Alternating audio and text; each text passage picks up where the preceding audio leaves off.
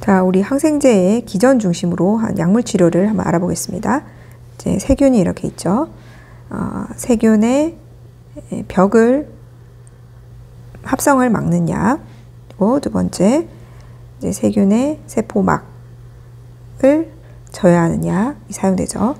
이 세균에 이제 DNA가 있는데 DNA가 RNA로 바뀌고 RNA가 이 리보솜에 의해서 단백질이 생성되죠.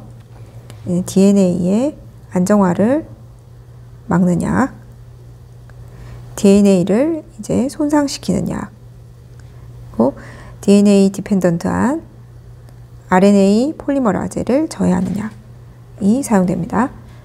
그 다음에 이 리보솜에 있어서 50S를 저해해서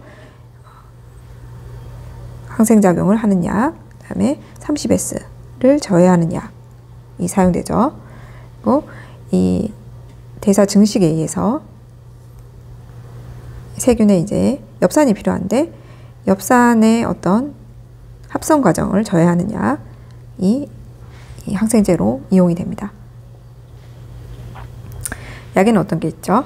자, 세포 벽을 막는 약으로서 대표적으로 이제 페니실린계, 세팔로스포린계, 그다음에 반코마이신, 모노박탐, 카바페넨계 이런 약들이 있습니다.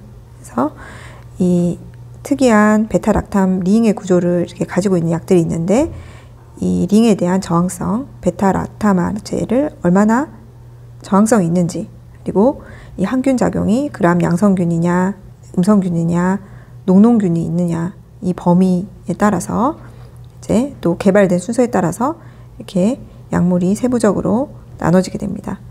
반코마이신 같은 경우에는 그람 양성균, 그리고 이제 메치실린 저항성이 있는 이런 약들의 유효한 약이 되고, 모노박탄 같은 경우는 이제 그람 음성균에 사용되고, 이제 카바페넨 같은 경우는 여기에 해당되는 약 중에 가장 광범위한 항생제로 다양하게 넓게 이제 작용을 하게 되겠습니다.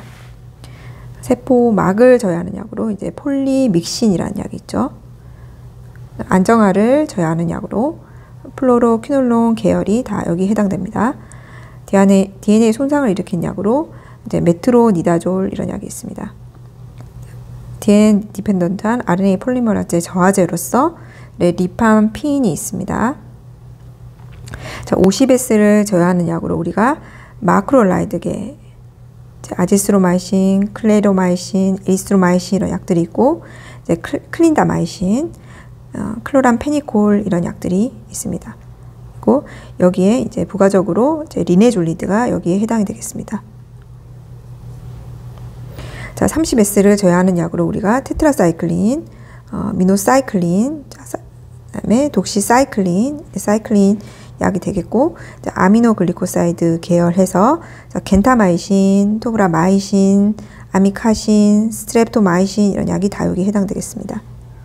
그리고 요 엽산의 합성을 저해하는 약으로서 셀포나마이드, 트리메토프림이 같이 복합제로 이제 보통 사용이 됩니다. 부작용이 어떤 것이 있죠? 이런 항생제들이 이 알러지, 피부 알러지 반응을 일으키게 되고, 경구로 복용했을 때 소화기 장애가 있고요. 주사제로 이제 IV로 투입했을 때 주사 관계된 이런 부작용이 생길 수 있습니다. 혈구 관련 부작용이 생길 수 있고, 우리가 광범위한 항생제, 특히 그런데 이제 위막성 대장염이 생길 수 있습니다. 이 세포 벽을 저해하는 약들, 보통 신장 기능에 따라서 이제 조절을 하게 되는데, 특이하게 이 반코마이신 같은 경우에 신독성이 높다 이렇게 알려져 있고, 자, 카바페넨 같은 경우 일부의 이제 용량에 따라서 이제 발작의 위험성이 있습니다. 폴리믹신 같은 경우에도 상당히 신장 독성이 상당히 높은 약으로 알려져 있습니다. 자, 플로로퀴놀린 같은 경우에 광예민 작용이 있고, 자, 심장 독성, QT 인터벌이 연장될 수 있는 부작용, 연골 손상을 일으키기 때문에 이제 소화에서 보통 권장되지 않습니다. 그 다음에 신경계 이런 부작용이 생길 수 있습니다.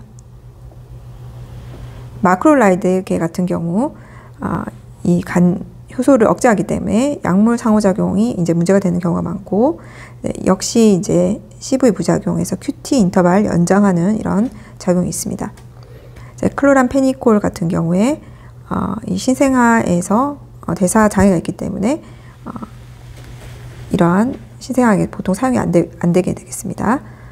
리네졸리드 같은 경우에 세로토닌 신드롬 해서 이런 약제 상호작용이 이제 문제가 되는 경우가 있습니다.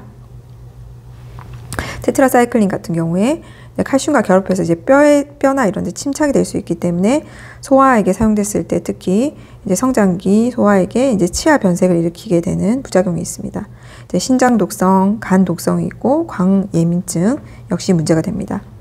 아미노글리코사이드 특히 이제 신장 독성이 상당히 높고 이제 이뇨제 같이 사용됐을 경우에 이독성해서 청각에 문제가 생길 수 있습니다. 그다음에 이 살포나마이드, 트리맥토프린 같은 경우도 신기능, 간기능, 혈구 관련 부작용이 이제 많이 알려져 있습니다.